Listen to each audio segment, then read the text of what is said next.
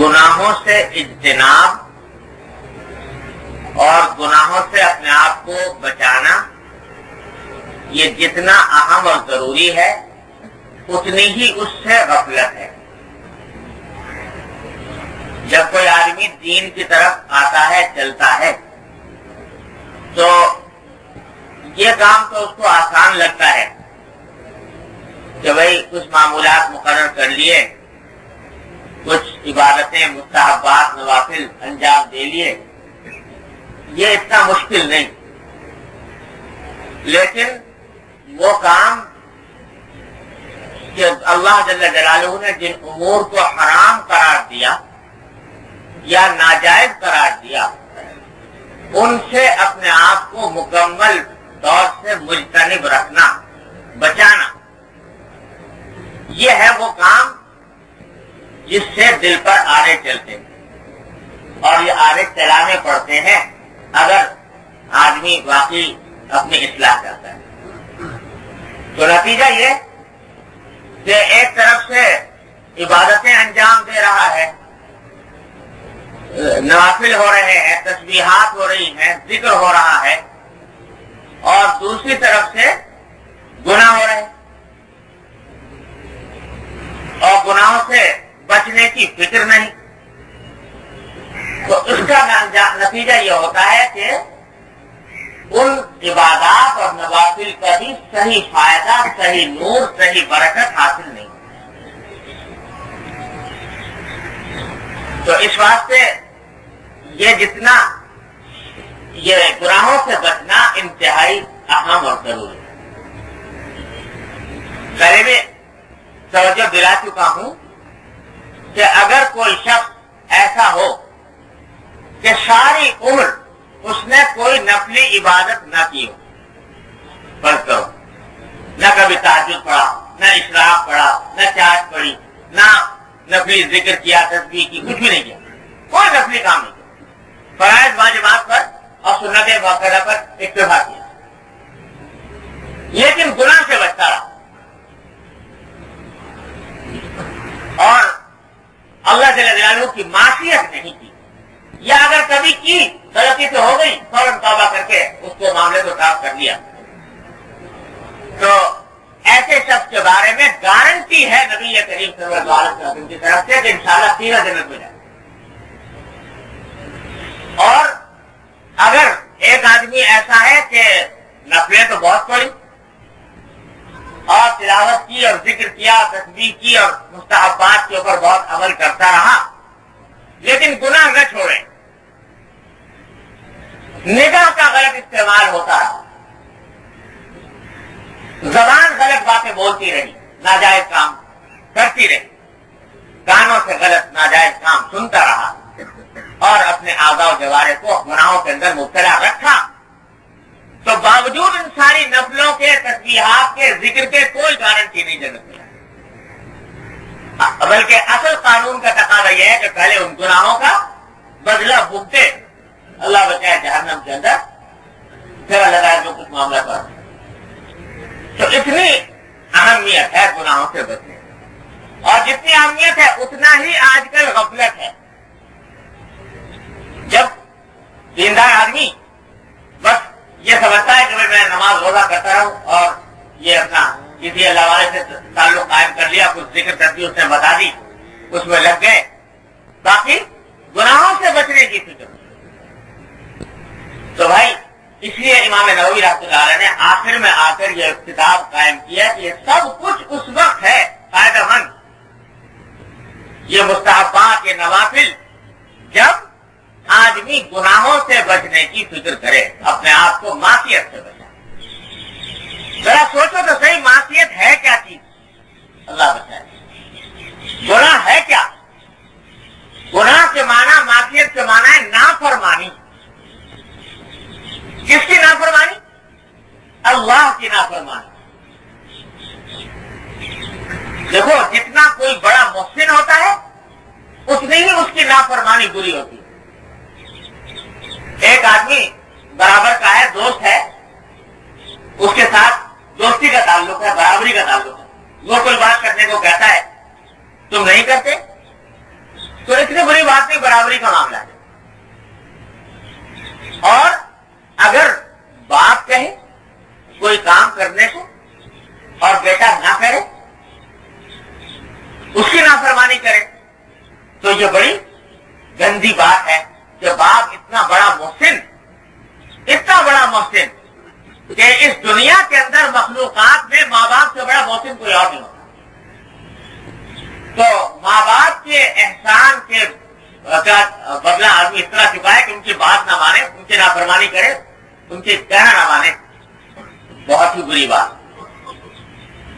لیکن اللہ جل جلالہ جو مالک، جو خالق، جو پروردگار، جو پیدا کرنے والے، پالنے والے، ہر آن نعمتوں کے اندر انہوں نے ہم کو دبویا ہوا ہے. نعمتوں کے اندر کوئی لمحہ ایسا نہیں ہے جس میں نعمتوں کی بارش برس نہ رہی. وہ اللہ جل جلالہ جو ہر وقت، ہر آن، ہر لمحے ان کی نعمتیں، ان کے احسانات میں ڈوبے ہوئے ہو.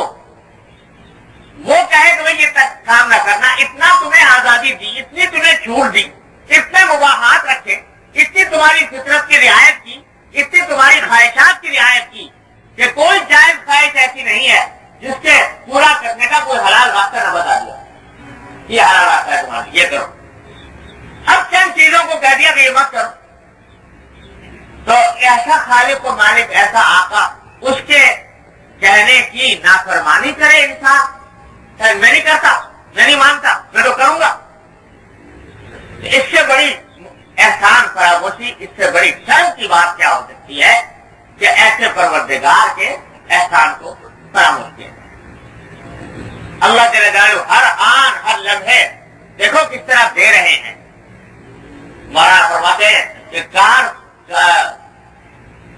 سازے ماں بسازے کار ماں، کار سازے ماں بسازے کار ماں، فکر ماں در کار ماں آزار ماں. یہ ہمارا کارساز جو ہے اللہ جل جلالہ، وہ تو ہر آن ہمارے کاموں کو بنانے میں لگا ہوا ہے، ہمارے کام کو بنانے میں لگا ہوا. ہمیں پتا بھی نہیں کہ ہمارے لیے کیا ہو رہا ہے. میں بھی دوپہر کہہ رہا تھا کہ آدمی نوالا کھاتا ہے رکنا، اور منہ کے چٹکارے کے واسطے ایک نوالا کھایا اور جلدی سے چبا کے حالت سے نیچے اتار لیا، بس چھٹی. اور وہ لقمہ اندر جا کر کس طریقے سے خون بنا رہا ہے، کس طرح اس سے گوشت بن رہا ہے، کس طرح اس سے ہڈیاں تیار ہو رہی ہے، کس طرح اس سے بینائی کو غذا مل رہی ہے، کس طرح اس سے بال بڑھ رہے ہیں، کس طرح اس سے سماج کی قوت حاصل ہو رہی ہے، کچھ پتا نہیں ہمیں. کھا کے قصہ ختم کیا. وہ مالک و خالق اندر اس نے ایک ایسی آٹومیٹک فیکٹری بنا رکھی ہے، لگا رکھی ہے کہ دنیا اس کی نظیر پیش کرنے سے عاجز ہے. کوئی اگر پیدا کرنا چاہے، یہ ایک مرتبہ اگر یہ ٹھپ ہو جائے یہ نظام فیکٹری، تو ساری دنیا کے بڑے بڑے سائنٹسٹ اور انجینئر عاجز ہیں اس فیکٹری کو دوبارہ چلانے. ایسی فیکٹری بنا رکھی اللہ تعالیٰ، پتا بھی نہیں کیا ہو رہا ہے. تو کار سازے ماں بسازے کارے ماں، ہمارا کارساز ہمارے کام بنانے میں لگا ہوا، اور فکر ماں در کارے ماں آزار ماں. دوسرا ہمارا حال یہ ہے کہ جو کام ہمارے سپرد کیا تھا تو اس کام کی فکر کرتے ہوئے تکلیف ہوتی ہے. وہ ہمیں سب درد معلوم ہوتا ہے کہ یہ کیوں بنا کر دیا، یہ کیوں روک دیا، یہ کیوں روک دیا.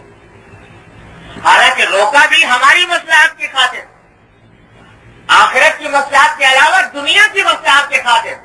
اس واسطے کہ کوئی گناہ ایسا نہیں ہے جس سے اس دنیا ہی کے اندر کوئی نہ کوئی فساد نہ پیدا ہوتا ہو. اللہ تعالیٰ نے جتنی چیزوں کو منع کیا ہے، حرام کیا ہے، ناجائز قرار دیا ہے، ان میں سے کوئی ایسی نہیں ہے کہ اس سے دنیا ہی کے اندر کوئی خرابی، کوئی فساد، کوئی شر پیدا نہ ہوتا. تو ہماری مصلحت کی خاطر ہی چند باتوں سے منع کر رکھا ہے. پھر بھی آدمی اصرار کرے کہ نہیں میں تو کروں گا. یہ ہے معصیت، اللہ بچائے. یہ ہے گناہ جو بڑی خطرناک چیز ہے. اللہ تعالیٰ حفاظت فرمائے. تو اس کا عزم کرنے کی ضرورت ہے کہ بات یہی ہے کہ امتحان اسی جگہ پر ہے. سبحان اللہ الحمدللہ پڑھ لینا اتنا مشکل نہیں، لیکن امتحان یہاں ہے کہ نفس جو لگا ہوا ہے انسان کے ساتھ، وہ اس کو اکسا رہا ہے دائیہ پیدا کر رہا ہے، محرک پیدا کر رہا ہے گناہ کرنے کا. اور اس وقت میں انسان یہ تصور کرے کہ میرے خالق و مالک کو یہ بات پسند نہیں، اس نے میرے لیے برا قرار دیا، ناجائز قرار دیا. اس کا تصور کر کے، اس کا استحضار کر کے، اس کے احسانات کو یاد کر کے، اس کی نعمتوں کو یاد کر کے اپنے آپ کو بچائے، چاہے دل پر آڑے ہی کیوں نہ چل جائے. لوگ کہتے ہیں صاحب کیا کریں، گناہ جو ہے اس سے بچنا اس لیے مشکل ہے کہ دل بہت کوشش کرتے ہیں مگر کیا بتا پھسل جاتے ہیں اور نفس جو ہے وہ غالب آ جاتا ہے، اور اس وجہ سے ہزار عزم کرتے ہیں، ارادہ کرتے ہیں، لیکن رکا نہیں جاتا. تو رکا اس لیے نہیں جاتا کہ اس بات کی اہمیت دل میں نہیں، اہمیت دل میں نہیں، اور اس کا عزم نہیں کیا صحیح معنی میں.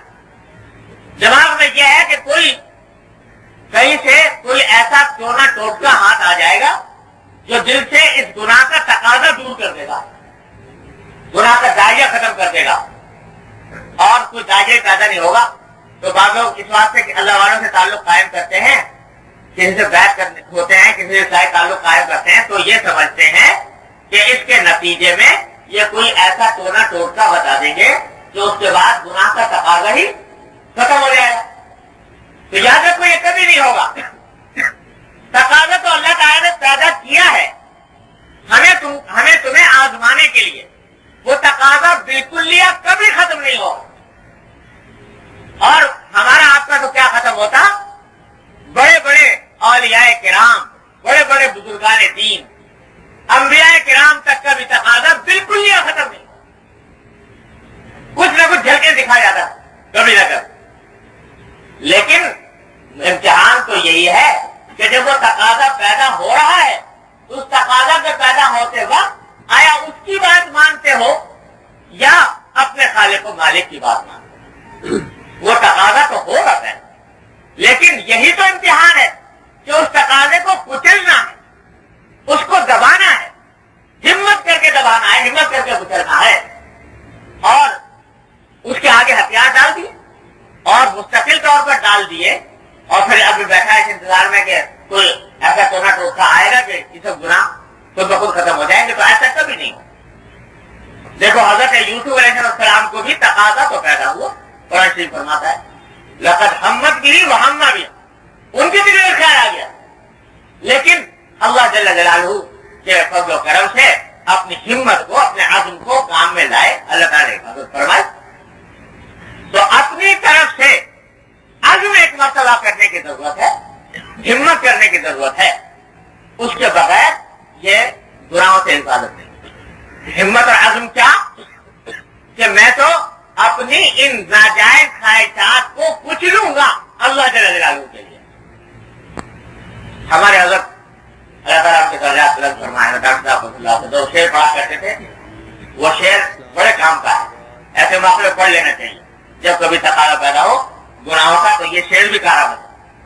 وہ فرماتے تھے کہ آرزوئیں خون ہو یا حسرتیں برباد ہو، آرزوئیں خون ہو یا حسرتیں برباد ہو، اب تو اس دل کو بنانا ہے تیرے قابل مجھے. یہ عزم ہے کہ آرزوئیں خون ہو، حسرتیں برباد ہو، امنگیں کچلی جائیں، آرزوئیں کچلی جائیں، لیکن اللہ تو مجھے یہ تیرے قابل بنا.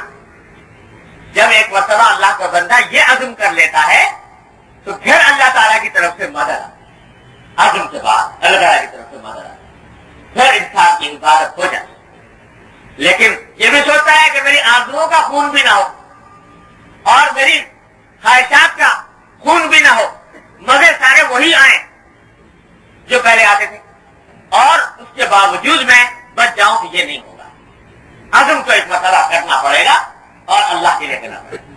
ہاں یہ عرض کر دوں کہ جب کوئی اللہ کا بندہ یہ عزم کر کے اپنی آرزوؤں کو کچلتا ہے، آرزوؤں کو کچلتا ہے، تو اس کے بعد اللہ تبارک و تعالیٰ اس کچلنے کی بھی ایک خاص لذت پیدا فرما دیتے ہیں.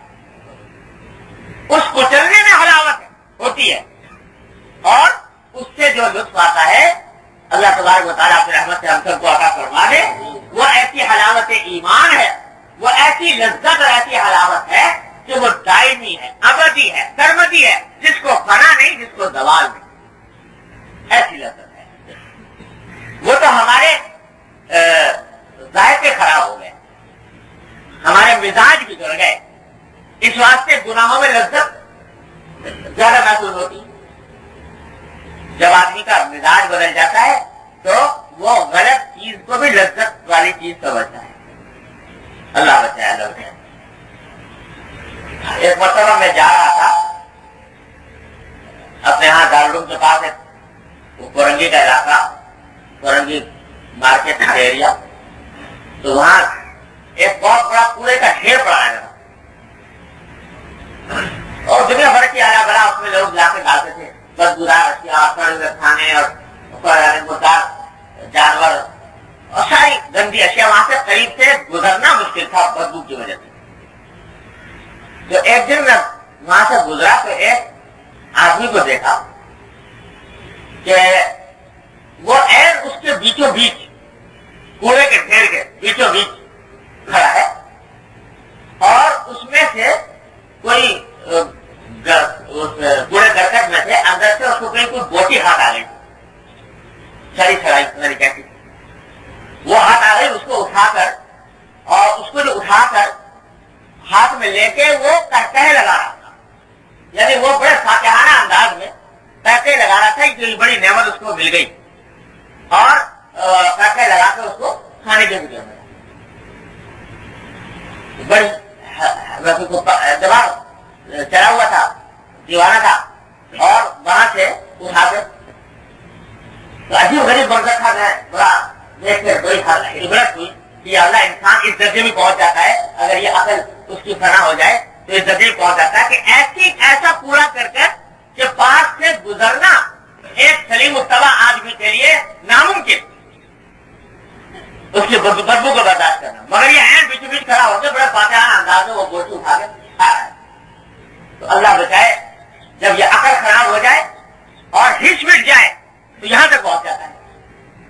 تو عبرت ہو, لیکن ساتھ یہ جب دماغ میں خیال آیا کہ اللہ بچائے, یہ سارا کچھ یہ ہچ کے خراب ہونے کی وجہ سے, اس عقل کے خراب ہونے کی وجہ سے, اور ہم لوگوں کی ہچ گناہوں کے معنی میں ایسے زیادہ خراب. یہ گناہ جتنے بھی ہیں, جتنے گناہ ہیں جن کے اندر ہم پل بڑھ رہے ہیں اور جن کو ہم بڑا لذت والا گناہ سمجھتے ہیں, اللہ بچائے, یہ اس کوڑے کے ڈھیر سے زیادہ بدبودار اور سڑی ہوئی چیز ہے, اس سے زیادہ بدبودار ہے. لیکن کیونکہ رہتے رہتے دماغ اور دل اور نگاہیں عادی ہو گئی اور یہ کام آنکھوں سے دیکھتے دیکھتے اس سے ہچ خراب ہو گئی, اس واسطے اس سے لذت آ رہی. وہ ایسی لذت آ رہی جسے اس دیوانے کو آ رہی تھی اس سڑی بوٹی کے کھانے, وہ لذت آ رہی. یہ جھوٹی لذت, یہ فریب کی لذت, یہ حقیقت میں بے حقیقت اور بے حیثیت لذت, یہ گناہوں کے ساتھ محسوس ہو رہی ہے. اللہ بچائے, اللہ. لیکن جس دن اللہ تعالیٰ اس سے لطیف عطا فرما دے اور عقل سلیم عطا فرما دے, پھر جو فطرت سلیمہ کی طرف لوٹنے والی ہو تو پتہ چلے گا کہ حقیقت میں یہ گناہ تو یہ کوڑے کے ڈھیر سے زیادہ گندی چیز ہے. جب اللہ تعالیٰ پر وہ عافیت کی فضا میں, تقویٰ کی فضا میں اللہ تبارک و تعالیٰ سانس لینے کی توفیق عطا فرمائے تو معلوم ہوگا کہ وہ کس مصیبت میں ملتا ہے. اس وقت میں حلاوت, اس وقت میں جو نعمت حلاوت کی حاصل ہوگی وہ ہے حقیقت میں ابدی اور لازوال لذت حلاوت. اللہ تعالیٰ اپنی رحمت سے عطا فرما دے. تو بھائی یہ یقین رکھو, جس چیز کو فرما دیا نبی کریم صلی اللہ علیہ وسلم میں کہ یہ حرام ہے یا ناجائز ہے یا گناہ ہے, تو یقیناً وہ سڑی ہوئی چیز ہے. اگر نہ ہوتی تو اس کو ناجائز حرام نہ کہا جاتا. ہم آپ چاہے دیکھنے میں اس کو کتنا ہی لطیف سمجھ رہے ہیں, تو اس کو چھوڑنے کے لیے تھوڑا سا اپنی آرزوؤں کو پامال کرنا پڑے گا, دل پر آرے چلانے ہوں گے. لیکن یہ آرے چلا چلا کر اس آرے چلانے میں پھر لذت آنے لگے گی انشاءاللہ تعالی, وہ پھر لذت لاگوار ہو. لیکن اپنی طرف سے تھوڑا سا عزم کرنا ہوگا پھر اللہ تعالیٰ کی طرف سے مدد آ جاتی. اور یہ اللہ تبارک و تعالیٰ کا وعدہ ہے. قرآن شریف قرآن کریم میں اللہ جل جلالہ نے وعدہ فرما لیا کہ الذین جاہدوا فینا لنہدینہم سبلنا، جو ہمارے راستے میں کوشش کرتے ہیں تو ہم ان کو اپنے راستے میں کی ضرور ہدایت دیں گے. یہ وعدہ. اور ہدایت دیں گے کا حضرت ہمارے حضرت حکیم الامت صلی اللہ علیہ وسلم نے اس کا ترجمہ بڑا مزے کا کیا. میں نے اپنے حضرت مفتی محمد صاحب سے سنا کہ وہ اس کا ترجمہ فرماتے تھے. حضرت خان رحمۃ اللہ علیہ فرمایا جو ہمارے راستے میں کوشش کرتے ہیں تو ہم ضرور ان کا ہاتھ پکڑ کے لے چلیں گے اپنے راستوں کی طرف. اپنا ہاتھ پکڑ کے لے چلیں گے. لیکن شرط کیا ہے؟ کوشش. کوشش کرو، پھر اگر تم منزل تک نہیں پہنچ رہے ہو ہم تمہیں پہنچا دیں گے. یہ وعدہ فرما رہے اللہ تبارک و تعالیٰ. لیکن جو کوشش ہی نہ کرے تو پھر پہنچانے کی کوئی گارنٹی نہیں. حضرت ہی فرماتے ہیں حضرت حکیم الامت صلی اللہ علیہ وسلم کہ دیکھو بچے کو دیکھا کبھی، جو چھوٹا بچہ ہوتا ہے وہ اس کو ماں باپ کہتے ہیں چلنا سیکھو. ابھی گھٹنوں چل رہا ہے اور چلنا نہیں آتا تو باپ کیا کرتا ہے کہ ذرا تھوڑا دور بیٹھ کر بچے کو بلاتا ہے کہ آؤ بیٹا ادھر آؤ. اب اگر وہ بچہ وہیں کھڑا ہے تو باپ اس کو نہیں اٹھاتا، لیکن اگر وہ ذرا ایک دو قدم چل کے گرنے لگے تو باپ اس کو گرنے نہیں دے گا، آگے بڑھ کے گود میں اٹھا لے گا. اللہ تبارک و تعالیٰ کا معاملہ اپنی مخلوق کے ساتھ، اپنے بندوں کے ساتھ اس سے زیادہ مہربانی کا معاملہ، اس سے زیادہ شفقت کا معاملہ کہ جب تم چلے ہو اس راستے پر چلے اور گرنے لگے تو اللہ جل جلالہ گرنے نہیں دیں گے. انشاءاللہ بڑھ کر اٹھا لیں گے. ذرا سا مگر چل کر دیکھو، قدم بڑھا کر دیکھو. ویسے ہی دور دور سے بیٹھ کر دیکھنے سے یہ مقصد حاصل نہیں ہوتا. مولانا فرماتے ہیں، مولانا رومی رحمۃ اللہ تعالیٰ نے عجیب کمال عطا فرمایا اس کو ان مضامین کے بیان فرمانے کا. فرماتے ہیں کہ دیکھو حضرت یوسف علیہ السلام تھے نا، تو جب زلیخا نے دعوت دی گناہ کی، چاروں طرف سے دروازے بند کیے اور نہ صرف بند کیے بلکہ تالے ڈال دیے دروازوں، نکلنے کا کوئی راستہ نہیں. اور کہا کہ ہئی تلک یعنی گناہ کی دعوت دی، آؤ گناہ کے لیے. تو یوسف علیہ السلام کے دل میں بھی کچھ تقاضۂ بشریت خیال پیدا ہوا، لیکن اس تقاضے کو جو دل میں پیدا ہوا تھا اس پر عمل کرنے کے بجائے وہاں سے بھاگ کھڑے ہوئے. تو جب بھاگ رہے تھے، زلیخا کے پاس سے بھاگ رہے تھے، تو آنکھوں سے نظر آ رہا ہے کہ سامنے دروازے بند، دروازوں میں تالے پڑے ہوئے ہیں، آگے سے نکلنے کا راستہ نہیں، یہ پتا. لیکن اس کے باوجود بھاگے. کیوں بھاگے؟ کہ میرے بس میں اتنا ہے کہ میں یہاں سے بھاگ کر ان تالوں کے تالے پڑے ہوئے دروازے تک چلا جاؤں. یہ میرے اختیار کا کام ہے، وہ تو کر گزرو. تو اپنے حصے کا کام انہوں نے یہ کر لیا کہ دروازے تک بھاگ کے پہنچے. جب وہاں پہنچے تو چونکہ اپنے حصے کا کام کر لیا تھا، اب اللہ تعالیٰ نے اپنے حصے کا کام کیا. جا کر جب پہنچے تو دیکھا تالے ٹوٹے ہوئے اور دروازہ ٹوٹے. تو مولانا فرماتے ہیں مولانا رومی رحمۃ اللہ علیہ کہ گھر سے رکھنا نہیں اس عالم را پدید. کیا عجیب تعبیرات کیا فرماتے ہیں مولانا رومی. فرماتے ہیں گھر سے رکھنا نہیں اس عالم را پدید پھر یوسف بار بھی باید دوید.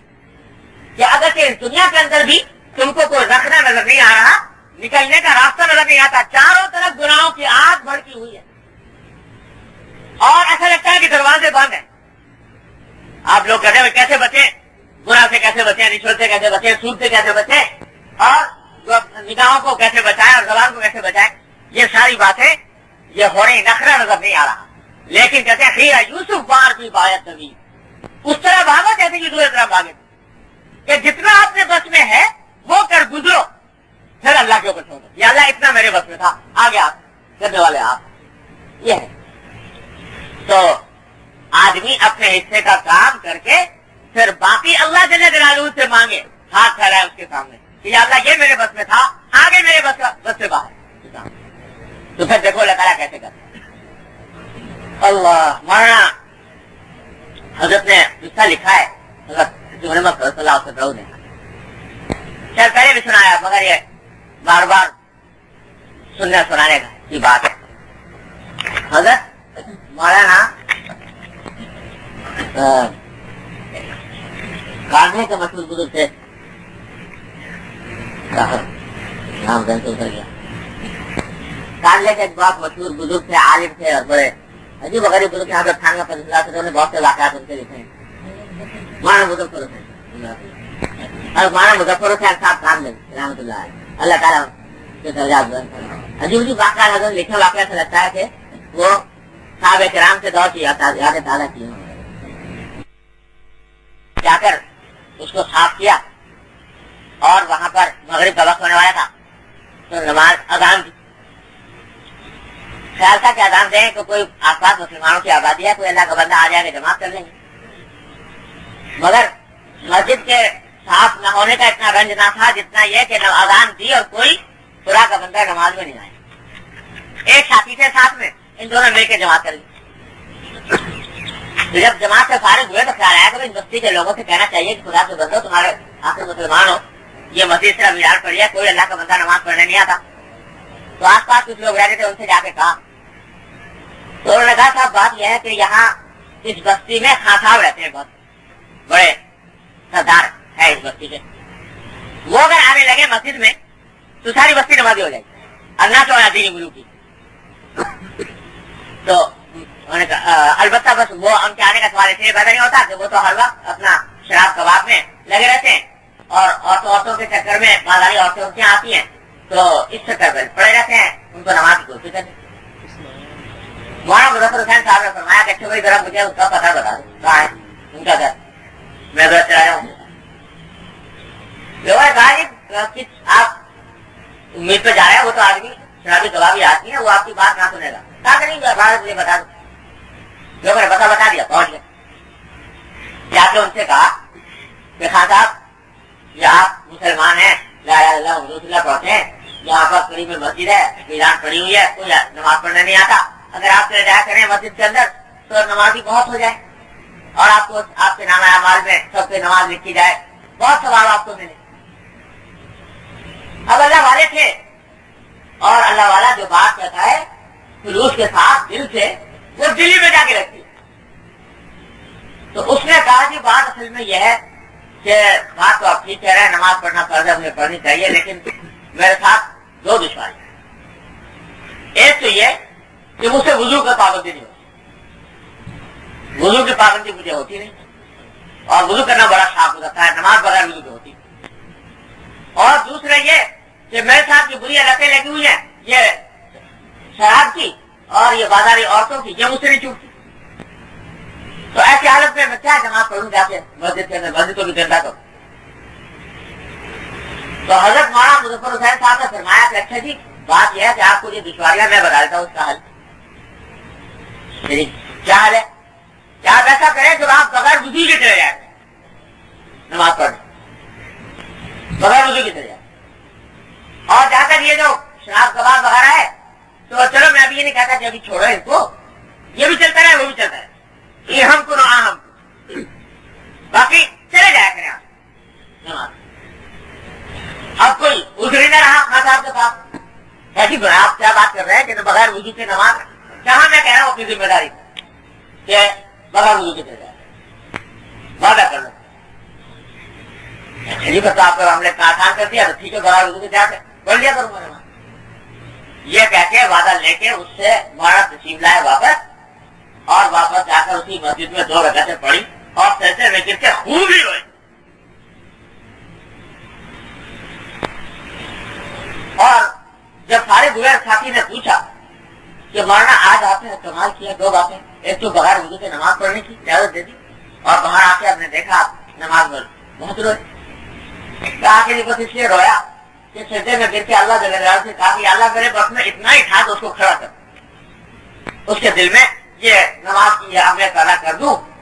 میرے بس میں اتنے تھا, میں نے کر دیا. یا اللہ اب آپ کا کام ہے کہ اس کے دل میں وضو کی بھی اہمیت ڈال دیجیے اور نماز کی بھی اہمیت ڈال دیجیے. یہ اللہ تعالیٰ سے مانگا میں نے.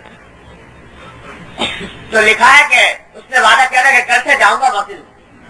تو جب زہر کا وقت جس میں جانے کا خیال آیا تھا, جب وقت آیا تو دل میں خیال آیا کہ اگرچہ مولانا نے اجازت دے دی وضو کے بغیر جانے کی, لیکن بندہ خدا تو پہلی بار جا رہا ہے مسجد میں اتنے دنوں کے بعد, تو آج پہلی نماز تو کم از کم طہارت کے ساتھ صحیح طور سے ادا کر. تو غسل تجھے وضو نہیں غسل کرنا چاہیے. تو دل میں خیال آیا, غسل کیا, خوشبو لگائی اور اس کے بعد مسجد کا جا کر مسجد میں گئے اور نماز ادا کی. اور نماز کیا ادا کی, جب واپس آیا تو دل میں وہ جو شراب اور کباب اور رنگ رنگیوں کی جو محبت, وہ جو اس کا جو شوق تھا, وہ بھی مان پڑ گیا. اللہ تعالیٰ نے پھر وہ بھی چھڑوا دیا. تو مولانا یہ فرماتے ہیں کہ بھائی اپنے حصے کا کام تم کر لو تو اللہ جل جلالہ اپنے حصے کا کام کرتے. مصیبت کیا سے ہے کہ اپنے حصے کا کام ہم نہیں کرتے, کہ خواہشات کو کچلنے کی ذرا تھوڑی سی لذت سے آشنا ہو جاؤ کہ دل میں داعیہ پیدا ہو رہا ہے, تقاضا ابھر رہا ہے, لیکن اللہ کے خاطر چھوڑ دیا یہ سب. تو پھر دیکھو اللہ تبارک و تعالیٰ اسی کے اندر مولانا فرماتے ہیں کہ شہوت دنیا مثال گلخنا, شہوت دنیا مثال گلخنا کہ عضو حمام تقویٰ روشن, کہ یہ دنیا کی جو شہوتیں ہیں, دنیا کی جو خواہشات ہیں گناہوں کی, ان کی مثال ایندھن کی سی ہے. ایندھن رات کو سردی میں جب حمام قید والے حمام ہوا کرتے تھے, تو رات کو سردی کے اندر جب صبح کو اٹھنے کے لیے وضو وغیرہ کرنا ہو تو پانی کو گرم کرنے کے لیے ایندھن جلایا جاتا ہے. اس کو حمام زمانے میں طرح سے حمام ہوا کرتے تھے. تو مولانا فرماتے ہیں کہ جس طرح ایندھن جلائے بغیر حمام روشن نہیں ہو سکتا, اسی طرح یہ دنیا کی خواہشات اور شہوات جو ہیں یہ بھی ایندھن ہیں. ان کو جلاؤ, جتنا ان کو جلاؤ گے اتنا تقویٰ کا حمام روشن ہوگا. شہوت دنیا مثال گلخنت کہ عضو حمام تقویٰ روشن ہے. اور جب یہ حمام روشن ہو جائے گا تقویٰ کا حمام, تو دیکھو تمہاری پوری زندگی کس طرح منور ہوتی ہے, کس طرح اس میں نور آتا ہے, کس طرح اس میں برکت حاصل ہوتی ہے, کس طرح اس کے اندر راحتیں, حقیقی معنی کی راحتیں میسر آتی ہیں. سچی بات یہ ہے کہ دنیا کی راحت بھی اور دنیا کا سکون بھی اسی کو میسر ہے جو اللہ جل جلالہ کی طاعت کی زندگی بسر کر رہا ہے. جو معصیت کی زندگی بسر کر رہا ہے, یقین رکھو اس کو سکون نہیں مل سکتا. لذتیں مل سکتی ہیں وقتی, لیکن سکون, عافیت, راحت یہ بغیر اللہ کی طاعت کے اور کہیں حاصل ہو نہیں سکتی. تو مانا فرماتے ہیں کہ شہوت دنیا مثال گلخنت کہ عضو حمام تقویٰ روشن. تو یہ یوں سمجھ لو کہ یہ جتنی خواہشات پیدا ہو رہی ہیں یہ اس کو ایندھن بناؤ. اور ایک بڑے مزے کی بات کی طرف اشارہ کر دیا مولانا نے اس شعر کے اندر, وہ یہ کہ جو تقاضے دل میں پیدا ہو رہے ہیں یا خواہشات جنم لے رہی ہیں, ان سے گھبراؤ نہیں, گھبراؤ نہیں ان سے, اس واسطے کہ یہی جب جلاؤ گے تو اس سے تقویٰ کی شمع روشن ہوگی. اگر ایندھن نہ ہو تو کہیں سے جلے حمام, اگر ایندھن لکڑی ہو نہیں تو یہ حمام جلے کیسے؟ یہ جب خواہشات ہوں گی تو یہ ایندھن پیدا ہوگا اور ایندھن سے حمام روشن ہوگا. زیادہ گھبراؤ نہیں, یہ بڑے کام کی چیز ہے, یہ بڑے کام کی چیز ہے یہ خواہشات, کیونکہ جب اس کو کچلو گے, جب اس کو جلاؤ گے تو اس سے تقویٰ کا حمام روشن ہوگا. اور یاد رکھو تقاضا اور خواہش جتنی شدید ہو, جتنی سخت ہو, اس کے جلانے میں اتنا ہی ثواب زیادہ, اتنا ہی اجر زیادہ. ایک معمولی سی خواہش پیدا ہوئی, اس کو جلا دیا, اس میں اتنا اجر نہیں. یہ ایک بار تقاضا زبردست شدت کے ساتھ پیدا ہوا تھا اور اس کو جلا گئے, پھر اس کے اوپر جو اللہ تبارک و تعالیٰ کی طرف سے اجر ہوتا ہے وہ عظیم الشان ہوتا ہے. تو اس واسطے یہ جتنے یہ جو گناہ کے دائیں تقاضے پیدا ہو رہے ہیں ان کو گھبرانے کی بات نہیں، ان کو دباؤ، ان کو کچلو، اور جتنا کچلو گے اتنا ہی اس کا نور حاصل ہوگا، تقویٰ کا نور حاصل ہوگا اللہ تبارک و تعالیٰ کی طرف سے۔ تو یہ طریقہ ہے اس گناہ سے بچنے کا، ہمت کا استعمال، عزم کا استعمال، اور پھر اس کے بعد اپنے استطاعت کا کام کر لینا، پھر اللہ تعالیٰ سے مانگنا۔ یہ ہے طریقہ۔ بہت سے لوگ ہیں جو آج کل بہت کثرت سے کہا کرتے ہیں کہ صاحب یہ آج کل تو ماحول ایسا ہو گیا، معاشرہ ایسا ہو گیا خراب کہ اس میں کیا کریں کہ بچاؤ ہوتا ہی نہیں، کسی طرح بچنے کا کوئی راستہ ہی نظر نہیں آتا۔ تو بھائی اس لیے نظر نہیں آتا کہ کبھی ارادہ بچنے کا کیا نہیں، محض دور دور سے ہوا بنا کر بیٹھ گئے اور ارادہ بچنے کا کیا نہیں۔ کبھی کیا ہوتا ارادہ تو پھر دیکھتے، ارادہ ہی نہیں کیا۔ جب آدمی ارادہ کرتا ہے تو پھر اللہ تبارک و تعالیٰ کی طرف سے مدد ہوتی ہے۔ تو ارادہ کرو، اور ارادہ کرنے میں اللہ تعالیٰ نے بڑی طاقت انسان کے ارادے میں دی ہے۔ میں اب کیا کرتا ہوں کہ دیکھو یہ انسان کی ہمت اور ارادے ہی کا کام ہے کہ چاند پہ پہنچ گیا اور خلا میں اڑ رہا ہے، اور چلو وہ تو دور کی بات ہے، سامنے سے دیکھتے ہو کتنے شعبدہ باز ہیں، یا کتنے تماشا کرنے والے ہیں، کوئی رسی کے اوپر چل رہا ہے اور رسی پہ چل کے کنارے سے دوسرے کنارے جا رہا ہے، اسی کے اوپر مقابلہ ہو رہا ہے۔ تو اب ویسے اگر دیکھو تو آسان کام ہے، تو سوچو کہ بھائی کوئی انسان جو ہے پتلی سی رسی کے اوپر چل رہا ہے، لیکن ارادہ کر لیا، ہمت کر لی، عزم کر لیا، مشق کی، محنت کی، چل گئے۔ البتہ وہ اتنے فضول کام کے اندر اس نے یہ کام کیا کہ نہ دنیا کا فائدہ نہ نقصان نہ آخرت کا فائدہ۔ تم اسی ہمت کو اور عزم کو استعمال کر لو معصیت سے بچنے میں، اللہ تبارک و تعالیٰ سے گناہوں سے بچنے میں، تو دیکھو انشاءاللہ بچ جاؤ۔ ارادہ مگر شرط ہے، اللہ تبارک و تعالیٰ نے یہ مگر، اور جہاں اپنا حصہ کرنے کے بعد پھر مانگ لو اللہ تبارک و تعالیٰ، اللہ تعالیٰ سے مانگ لو، روز مانگا کرو، یا اللہ اس ماحول کے اندر جی رہا ہوں، یہ معاشرہ جس میں گناہ ہے، جس میں معصیتیں ہیں، جس میں منکرات ہیں، جس میں فواحش ہیں، پورے جانے کیا کچھ ہے، یا اللہ میں تو بڑا ناتواں، کمزور، عاجز بندہ ہوں، مجھ سے ان کا مقابلہ نہیں ہو پاتا، یا اللہ میں بے ہمت ہوں، ہمت عطا فرما دیجیے، یا اللہ بے حوصلہ حوصلہ عطا فرما دیجیے، یا اللہ اپنی رحمت سے مجھے اس عذاب سے بچا لیجیے۔ حضرت ہمارے حضرت ڈاکٹر صاحب اللہ سے فرمایا کرتے تھے کہ دیکھو حضرت یونس علیہ السلام مچھلی کے پیٹ میں رہے 3 دن، تو کیا کیا؟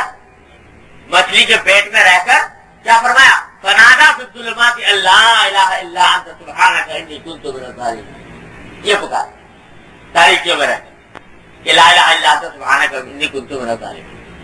قرآن کریم میں یہ واقعہ ذکر کیا، قرآن اللہ تعالیٰ نے یہ واقعہ قرآن کریم میں ذکر کیا اور فرمایا کہ ان کے اس پڑھنے کے نتیجے ہم نے کیا کیا؟ فنجیناہم من الغم، ہم نے ان کو اس گھٹن سے، تاریکی سے نجات دے دی۔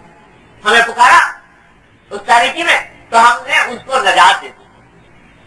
پھر ایک جملہ آگے عجیب کہہ گئے اللہ تبارک و تعالیٰ، ہم نے ان کو نجات دے دی، وَكَذَلِكَ نُنْجِي الْمُؤْمِنِينَ، اور اسی طرح ہم نجات دیتے ہیں مومنوں کو۔ تو ہمارے عجیب بات فرمایا کرتے ہیں کہ ذرا سوچو تو دیکھیے کیا فرما دیا اللہ تعالیٰ نے ذکر کرتے ہوئے، اسی طرح ہم مومنوں کو نجات دیتے ہیں۔ کیا ہر مومن مچھلی کے پیٹ میں جائے گا اور وہاں پکارے گا اور وہاں اس کو نجات ملے گی؟ ظاہر ہے وہ واقعہ تو پھر پیش آنے والا نہیں کہ دوبارہ مچھلی کے پیٹ میں جائے گا۔ اشارہ اس بات کی طرف کر دیا کہ جس طرح مچھلی کے پیٹ کی تاریکیوں کو ہم نے اپنے فضل و کرم سے دور کر دیا، اسی طرح جب بھی تم کبھی کسی تاریکی میں گھرو، ان گناہوں کی تاریکی میں، معصیت کی تاریکی میں، کفر کی تاریکی میں، فسق کی تاریکی میں جب بھی گرو تو ہمیں پکارو، یا اللہ ان مصیبتوں میں گر گیا، یا اللہ مجھے بتا دے، بنانا تو ظلمات، تو ہم کیا کریں گے؟ ہم تمہیں بھی نجات دے دیں گے، اسی طرح جیسی یونس علیہ السلام کو دے دی۔ تو یہ ہمت کرو، عزم کرو، اور پھر مانگو اللہ تبارک و تعالیٰ کہ یا اللہ مجھے بتا دے۔ پھر دیکھو کیا سے کیا ہوتا ہے، روز مانگو، رات کو سونے سے پہلے اللہ تبارک و تعالیٰ سے روز یہ مانگو معاشرے میں اس پریشانی میں مبتلا ہوں کہ منکرات کا سیلاب ہے، معصیتوں کا گناہ کا سیلاب ہے، میں بچنا چاہتا ہوں لیکن میں کمزور ہوں، عاجز ہوں، درماندہ ہوں، نہیں ہوتا، نہیں بن پڑتا، اے اللہ اپنے حضرت سے ہمت دے دیجیے، آتا کر یہ کر کے دیکھو روز کیوں نہیں کرتے، یہ اس میں کیا دشواری ہے، اس میں کیا پریشانی ہے، یہ کر۔ اور اگر خدا نہ کرے پھر بھی کبھی پاؤں پھسل جائے، غلطی ہو جائے تو فوراً اللہ کے نظر سے استغفار کرو، توبہ کرو، بس یہ کام کرنے میں۔ تو گناہوں سے بچنے کا نسخہ میں کر رہا ہوں، یہ یاد رکھیے۔ پہلی بات عزم، نمبر 2 ہمت کا استعمال، وقت کے اوپر ہمت کا استعمال، نمبر 3 اللہ تبارک و تعالیٰ سے دعا کہ یا اللہ مجھے بچا لی، اور اگر پھر بھی کبھی ابتلا ہو جائے تو فوراً استغفار کرو۔ یہ ہے لائے عمل گناہوں سے بچنے کا۔ اور اگر آدمی پھر بھی نہ کرے، کچھ کرے ہی نہ، کرنے کا ارادہ ہی نہ رکھے تو پھر اس کا تو کوئی علاج دنیا میں نہیں ہے۔ لیکن یہ 4 میں نے آپ کو بتا دیا۔ بعض لوگ سمجھتے ہیں کہ صاحب یہ کوئی، جیسے میں کہا تھا کہ کسی کے ساتھ تعلق قائم ہوگا تو یہ کوئی ایسی نگاہ ڈال دیں گے، کوئی ایسی نسبت کیا ہوتا ہے تصرف کر دیں گے، یا کوئی ایسا ٹونا ٹوٹکا کر دیں گے کہ جس سے گناہوں کی محبت نکل جائے گی، گناہوں کے تقاضے ختم ہو جائیں گے۔ یاد رکھو کبھی نہیں ہوگا، کرنا خود ہی ہو، اور یہ ان ذاتوں سے ہوگا۔ آج ہمت، دعا، استغفار، یہ 4 کام ان کو پلے باندھ لیا جائے، اور روز رات کو سونے سے پہلے یہ دعا کر لو، کر لیا جائے۔ ہم یہاں پر بیٹھتے ہیں بھائی، یہ کوئی رسمی بات تقریر کے لیے نہیں بیٹھتے، مقصد اس سے اپنی اصلاح ہے۔ تو اگر واقعی اصلاح کا مقصود ہے تو پھر یہ پلے باندھ کر روز رات کو سونے سے پہلے اللہ تعالیٰ کے حضور ایک مرتبہ حاضر ہو کر یہ اقرار، یا اللہ پھنس گیا ہوں، یہ معاشرہ ایسا ہے، ماحول ایسا ہے، معصیتوں کے تقاضے پیدا ہوتے ہیں، گناہوں کے تقاضے پیدا ہوتے ہیں، اے اللہ اپنے رحمت سے، اپنے فضل و کرم سے بچا لیں گے، حفاظت کریں۔ بس دیکھو پھر اللہ تعالیٰ انشاءاللہ تعالیٰ قوت رفتہ عطا فرما دیں گے، مگر کرنا شرط ہے۔ حضرت فرماتے ہیں کہ 40 دن کر کے دیکھ لو یہ کام، انشاءاللہ دیکھنا کہ کتنا عظیم نفع ہوگا اور کیسا انقلاب پیدا ہوگا۔ اللہ تعالیٰ مجھے آپ کو سب کچھ